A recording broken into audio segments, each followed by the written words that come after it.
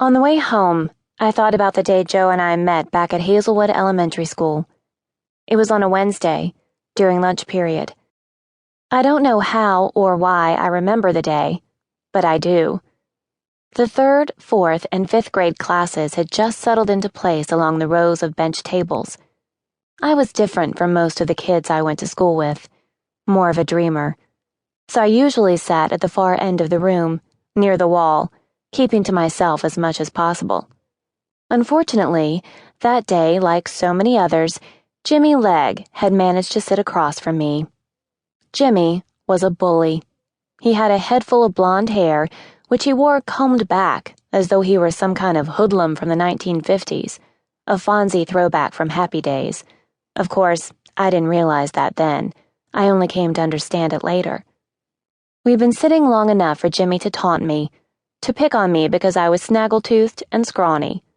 Back then, I thought he was the meanest boy in the world. Today, I realize he may have been a little bit infatuated with me and had acted as boys will when they like a girl. "Go away, Jimmy," I said. "I don't want you to eat lunch with me." But before he could retort, our principal, Mrs. Gray, called for everyone to be quiet.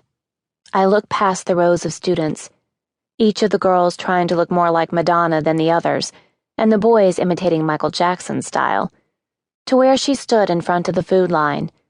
Standing next to her, looking sad and scared, was a caramel-skinned boy with a darker mop of hair, bushy around his head, with little ringlets sticking out here and there. He neither smiled nor frowned, but I couldn't help but wonder who he was and what he was doing at our mostly white school. "Everyone," Mrs. Gray called out, clapping her hands, waiting for the murmuring to die down completely. She placed her fingertips where a second-hand book bag hung from the boy's shoulder, as if she dared to only half touch him. I raised myself slightly so I could see all of him. He wore a gold tee over a long john shirt and charcoal-colored pants. In one hand he carried a rumpled brown paper bag, in the other a piece of paper. Probably his class schedule, I figured. From clear over where I was sitting, I could see it quivering next to his hip. He sure looked funny standing there. No doubt he felt funny, too, as the only black child in a room full of whites. "Everyone," Mrs. Gray said again, "this is Joe Bradford. His grandmother is the new custodian." She swallowed hard, and her face pinched. She gave us that look that said she was about to make a new rule, one we'd better follow. "I want you all to make him feel welcome." No one said a word. They just stared at him, and him back at them. Mrs. Gray pushed him forward.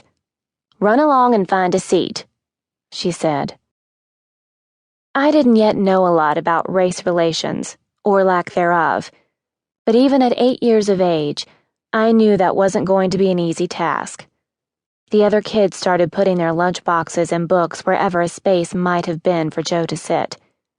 He finally made his way to the back of the room, to the seat next to where Jimmy sat across from me. Jimmy turned, put his hand down between where he and his best friend Bart Atkins sat. "Seat's taken," he said. I kept on looking at the new boy, this Joe Bradford, wondering what it must feel like to be new in a school, to be a different color from everyone else. I also wondered what kind of food he had in his lunch bag. My mama had packed Jell-O in mine, even though I told her 1,000 times how much I didn't like it. No matter how many times I told her what I really wanted with my turkey and cheese sandwich was potato chips, she always packed Jell-O.